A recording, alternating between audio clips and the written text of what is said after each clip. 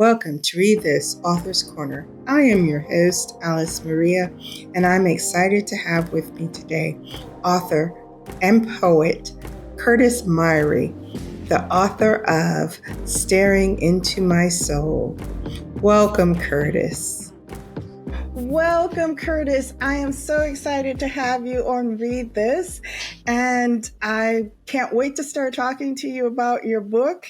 Your poems have such intriguing names, so I can't wait to get into that conversation. But before we do that, I would love for you to share a little bit about yourself as a poet with the audience.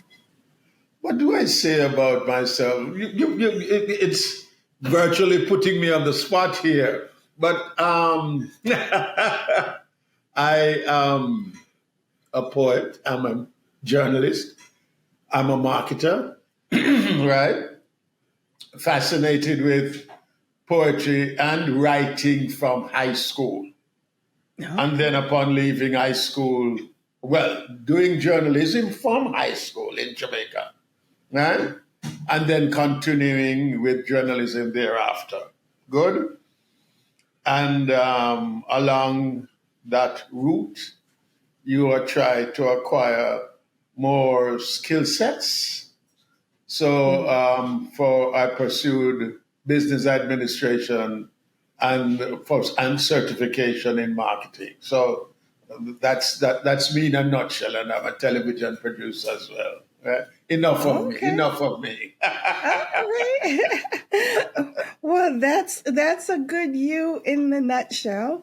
So let's talk about what inspired you to write "Staring Into My Soul." Wow, that name is so intense. So I am a child of the inner city,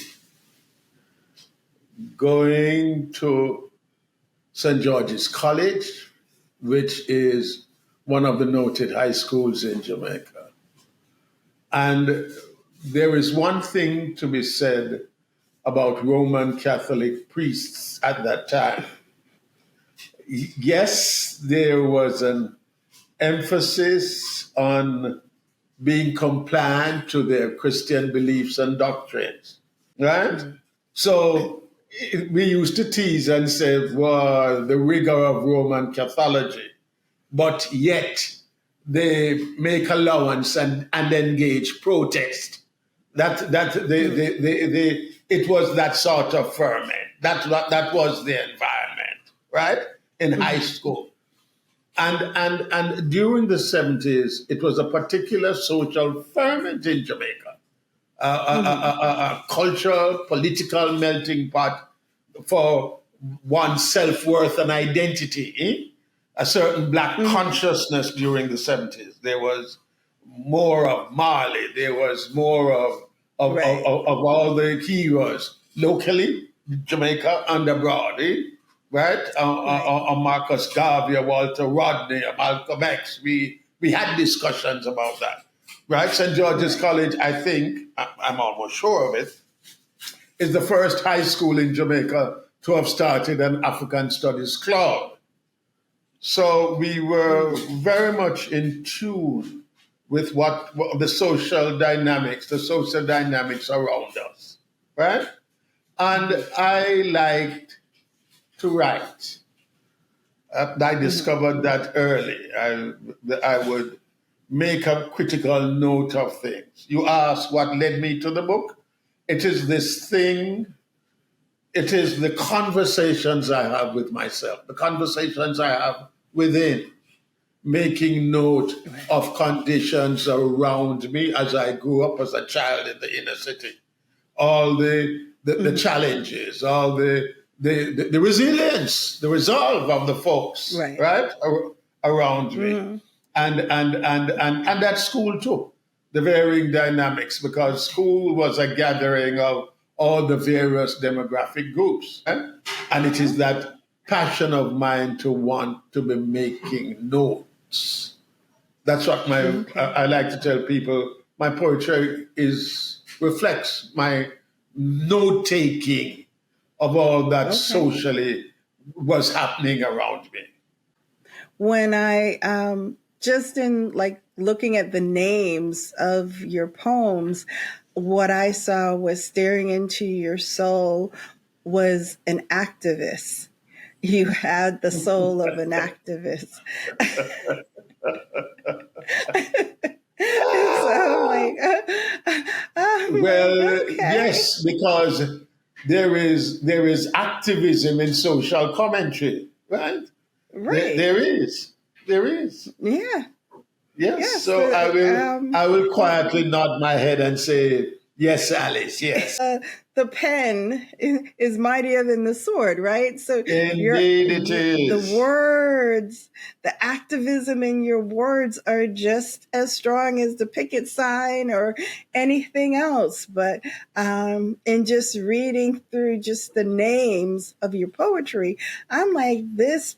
He's an activist. So staring into his soul, he's staring into the activism in which that resides within him. So I thought that that was powerful. So I picked out a few poems from your book, and I'm Okay. just going to I would love for you to read some, but we'll do that a little bit later. But what I would like to do is just to have a little chat about the inspiration for them and what does the poem mean to you or what you would like the audience to get from the poem. So we're going to start at the beginning, the book. All right. Well, okay. Let me just say that the collection of 75 pieces, right? The hybrid between standard English and nation language. The Okay. publication, as I said again, steering into my soul is the conversation today, right? About what Mm-hmm. is happening around you. And the book is a dedication to my high school classmate, Donovan Jackson, Mm-hmm. and to a former teacher and coach, Joseph Sanguinetti, right? And they Okay. are largely influential over the years in hammering at me about get this book written. So you have a chapter called One Team. I pulled different things just because I wanted to kind of get an understanding because there are some things that are kind of self-explanatory. If you say Palestine or the next war, those things are kind of self-explanatory. But I wanted to talk about some of the things that aren't so self-explanatory. Okay, excellent. But before address one team, let me say, because this also needs to be said, Okay. that the book is segmented. There are four essential Oh, okay. themes. Yeah, Mm-hmm. there's one called Garrison and Gordon House, which is about the parliamentary house and the fact Okay. and the garrison, meaning the ghetto, the inner city. There is one called race, another theme, race and culture. The other theme, family and the yard. And the other category, the self and the soul. Now, Okay. one theme is taken from the section, the theme, Garrison and Gordon House. One theme speaks to what we may poke Okay. at political parties. This whole theatrics, for want of a polite word sometimes, of our political parties being such a cohesive unit, right? When we as the electorate, we are looking at the body politic and realizing this or that at a given moment and time may not fit as congruously as you want to pretend, right? So one team is us making a tease, as it were, of Okay. how together these political parties are, right? Okay. I look for titles and then I went reading them and then I said, okay, I would love for him to talk about that. Okay. We're watching on a Ah, oh, Alice, you're bad.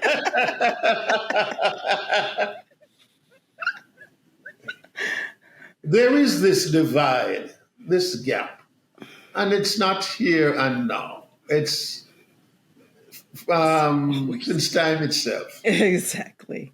about the young and the old, Hmm. right? And sometimes you feel, hey, and let's not be saintly now, because while we were young, sometimes we were in a hurry too Hmm. to have our voices heard.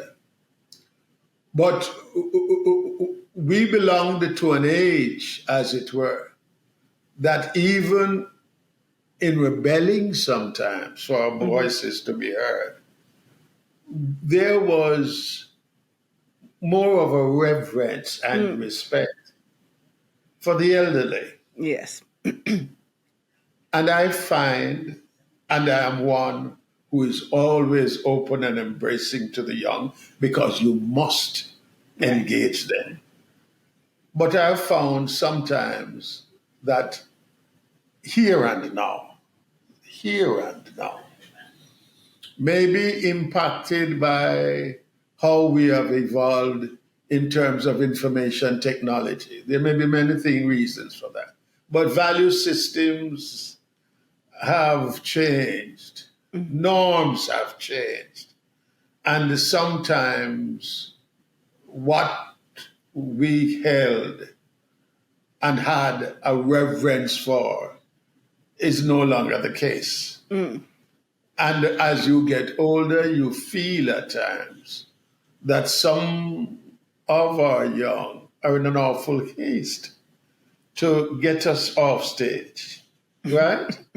And you cannot properly progress as a society without this lifelong engagement because you are clearly learning and you should be placing importance on that as well, learning from who went before. Right. There is no disconnect, There is that connection that has to be maintained for even you as the younger person to have a more enriching life, as it were. And that's my view on it. So my thing is like an advisory, if not a warning. We are watching them. Be careful what you say to us because we are taking note of just how you are behaving and keep behaving, right? We let it be said that we, as the older folks, as adults, learn from our young, and they must also believe that, hey, our experience before enhances their present experience, right? Right. So, hey, we are what you know.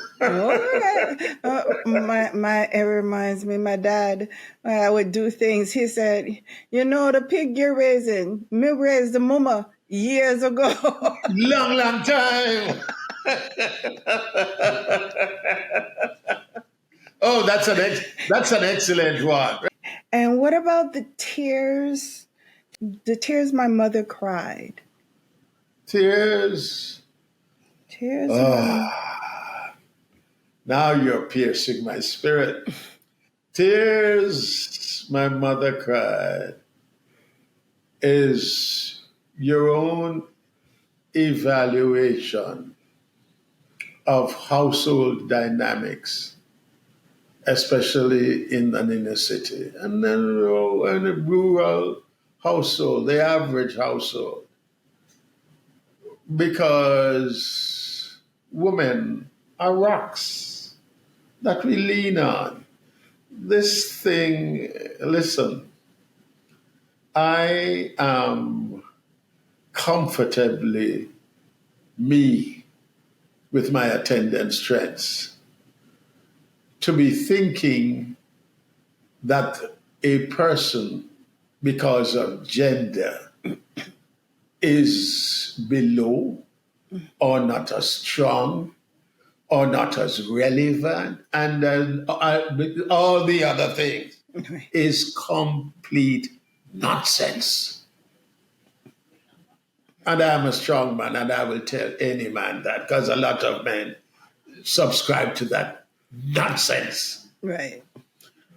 And where you see the woman's strength, not just of endurance too, but the strategist is in this average household where she is not just matriarch as the woman keeping the house, as the person caring for us as we grow up, but the person who is right beside the man of the house, as it were, plotting, putting together all that is required so a certain stability is brought and provided to the development of that family unit. The single parent and the leader of their respective households. I am talking about a situation where you have mother and father, because I am from such a household, right? In the inner city, mother and father together. But your mother went far beyond housekeeping duties. Your mother was part of the management structure, the planning of how you got by day as a family unit. And your mother's strength was something in particular to observe and to hold on to. It was not just that nourishment for a child, it was stealing your own backbone, because that was not just a role for your father. So your father had a particular strength, and fine. And I'm not just talking about provider either. Right. He had the strength of engaging us as well. Your father did that, right? Your mother too had a pivotal role, and it is not the what we frame in our minds most of the times about a woman's duties, right? Because my mother is a strong woman, was a strong woman, right? And if there was anything I learned from observing both of them, was the strength of partnership, because they were of providing equal inputs that we could actually feel whichever role they played from time to time. Right? That I am the beneficiary of that sort of thing. Yeah. So the tears your mother cried was her own struggles to be the pillar, to be the rock that both father and children leaned on, facing some of the social challenges of the household.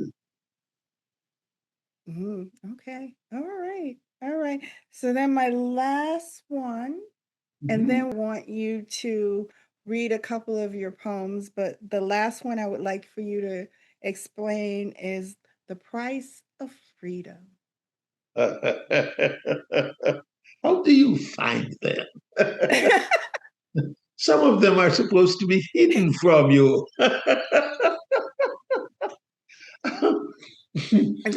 That's what I look. I look for the buried treasure. Most people look for the surface. I go down and look for the buried treasure. Alice, I'm afraid of you. What's the price of our freedom? What really is it? Because we never stop to ask ourselves that.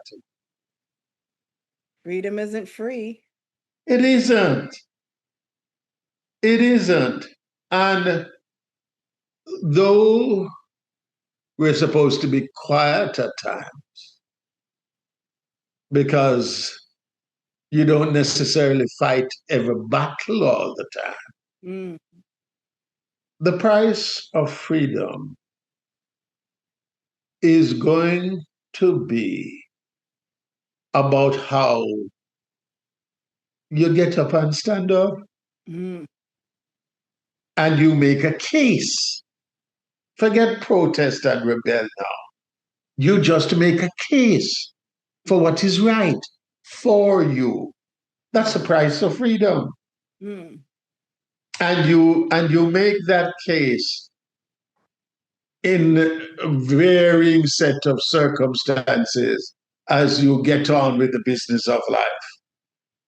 Right?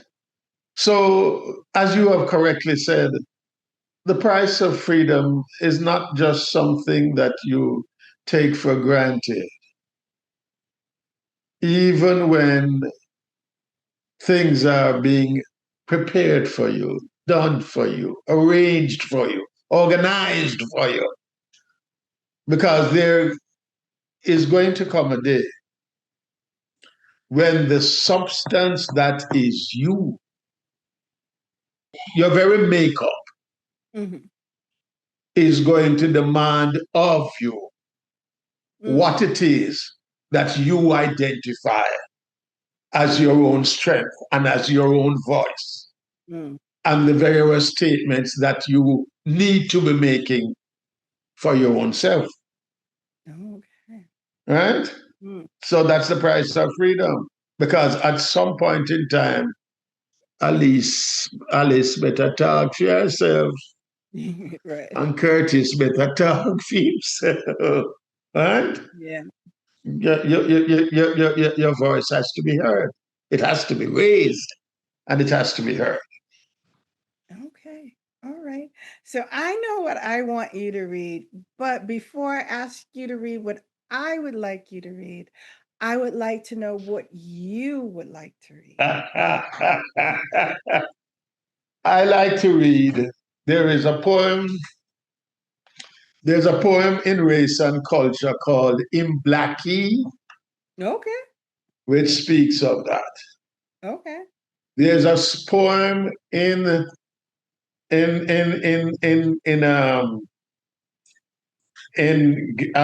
Garrison and Gordon House that speaks to life in the inner city and all that can take place, right?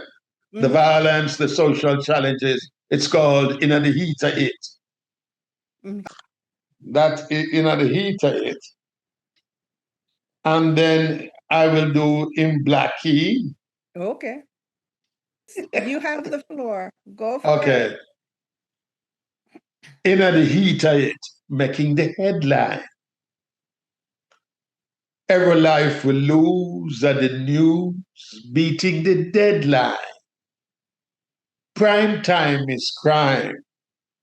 Life sentence in the inner city, shantytown penitentiary. Every day I come and me gate a wonder. Will I live for past the street corner? In the heat of it and can't get away from it. Not so easy for jump on a bus and drive away from it. Little what me earn is a return ticket to it. An intervention of a come before law and order put them foot on it. Anything else is beating round the bush with it. In the heat of it, in my sleep all across the street, me can dead see away from it. Don't have to be the target, straight shot with take anyone with it. Getting nowhere without we all take serious talk at it. Big talk for park. Nothing good ever come at it. Under the gun, blood just a run. Can't blind your eye nor turn your back on it. Next on the news could be, regrettably, how you were caught in the middle of it. Right, right. In the heat of it. I like the beauty of having a poet read their poetry or recite their poetry versus you reciting it or reading it is a massive difference, because I did not see the same reflections. So I'm so glad that you shared that. Okay. Let's do one of yours. Okay, so we're watching her. I want to hear we're watching her. We are watching her. Think through in our talk and not really say nothing. We not observe, We are watching her. Forget up off your knee. Next man have to pay the fee. While you keep insisting, it couldn't be me. Pick never one, take charge of the place. Need for know it's never a sprint, a long distance race. Won't make no case not knowing your pace. It is more than dashing to the mirror to fix your face. Such a rage to clear seniors off the stage. Progress is engaging all age group. Watch the pepper you're putting in the soup. Careful where you serve, where you wish for, you might deserve. Interesting times. Old bones like me, long time. Stop reciting nursery rhymes. Oh, I'm so glad you read that. I'm so glad I asked you, because I read it and I loved it, but I wanted to hear you read it. So I'm so glad you read that. I'm so glad. So you're up next. Race is still very much alive. Color is still very much alive. Class is still very much alive. Jamaica has not evolved beyond all that. We might be gracious about it in public, but we all know what are the hidden currents and threads, right? The poem In Blackie. In Blackie, childhood taunt, adult haunt, black and ugly like sin. Scathing tongue lash across my mind for the color of my skin. Piercing wound you try to inflict within. Him Blackie, and him nose so big. Good for nothing else than for bending back and dig. Picnic still upon the plantation. Equality eludes every generation. Even when you bleach, you never within reach. Him, him Blackie. Yes. And you can't get it out of your skin. Deep color of my dignity keeps splashing against the pale canvas of your insecurity, framed portrait of hypocrisy. Him, him Blackie, proud of it, and it matter. All lives do. But have you ever believed it's true? There you go. I like how you took your power back of that. So my last one is staring into my soul. We have to end with that. That's Do you know something? I'm going to say what I told myself I would never say. Do you know that poem was almost not written? Oh, okay. I struggled with that poem, and I must say that both my publishing producers, they kept slugging slugging at it with me, and sometimes even taking it from me as a final edit to have this here published. Me no want look on everything me want see. Yes. Yet me steer, compelled to sift through life what's laid bare, rupturing make believe, all not done from what we dare. Me no want look, but at something I have to see.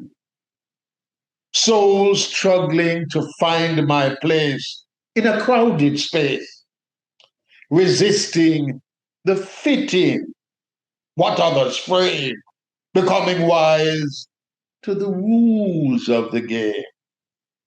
My individual gifts lived are never the same. Searching now for who I truly am. My hungry eyes light up, leafing through soul's photo album.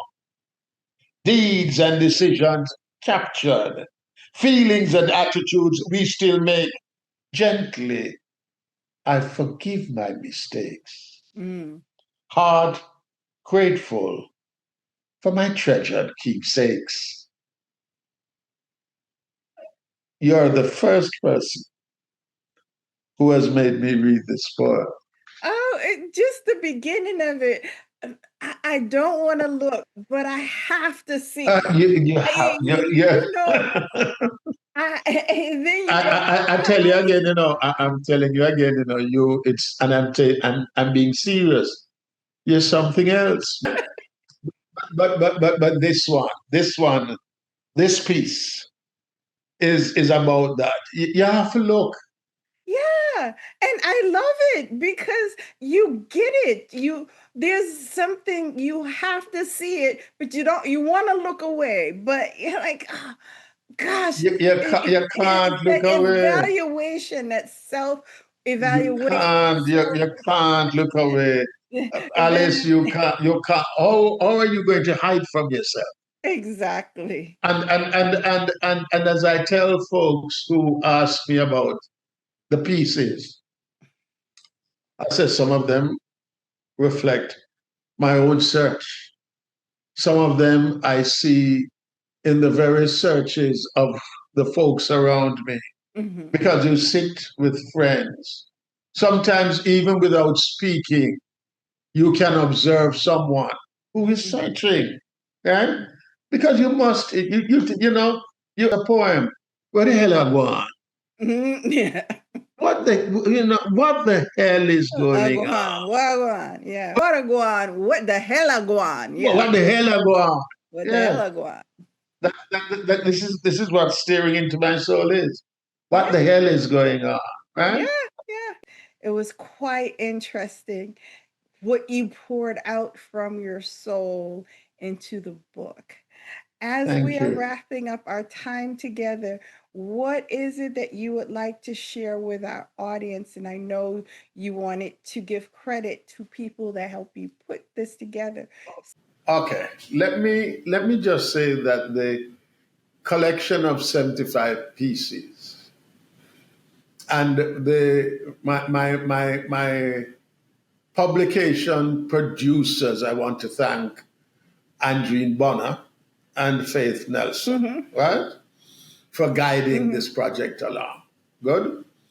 And the collection Right. of 75 pieces is a hybrid of standard English as we know it and nation language.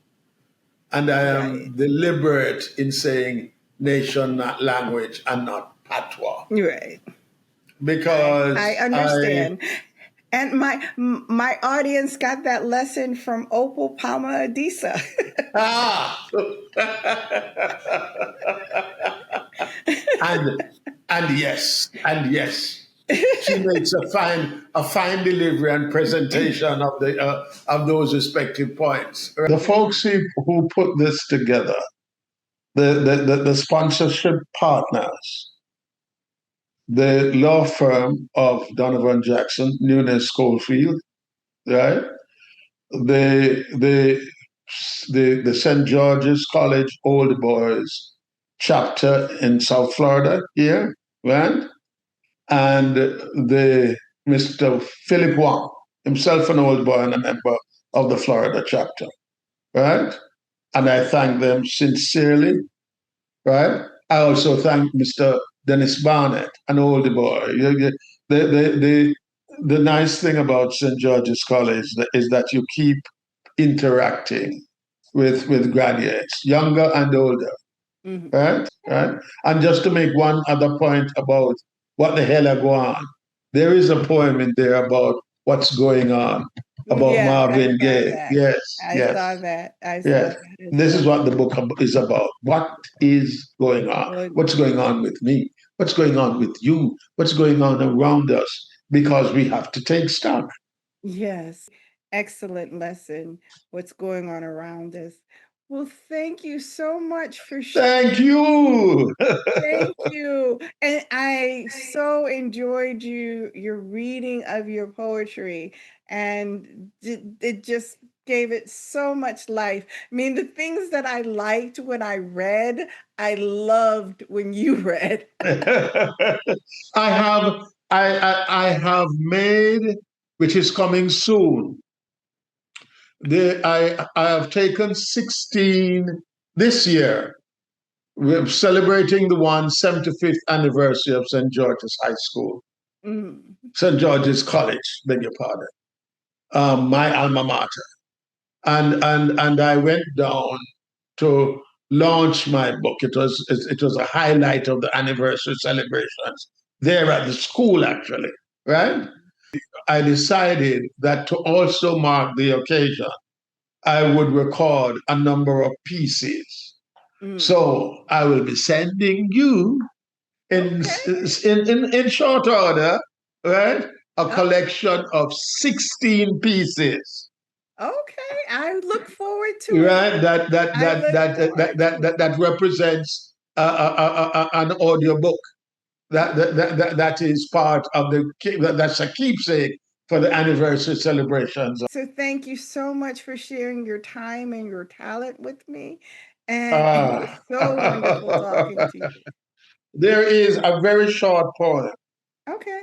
called Facing Life, which is about what we have been discussing and about the very title. You shy away from the mirror, saying all the time you are gonna face it, but shut your eye in front of it. Each time you stand up like a tough, pure powder puff. Man will blink each time you think you can dress yourself in a new clothes, covering up how you're naked, facing all the blows. Thank you so much. Thank you so Thank much. you. Thank you. Thank I would like to thank my special guest, Curtis Myrie, for joining me today to talk about Staring Into My Soul, his book of poetry. Please go out and pick up a copy. This has been Read This, Author's Corner. I'm your host, Alice Maria. Keep reading, keep growing, and stay empowered.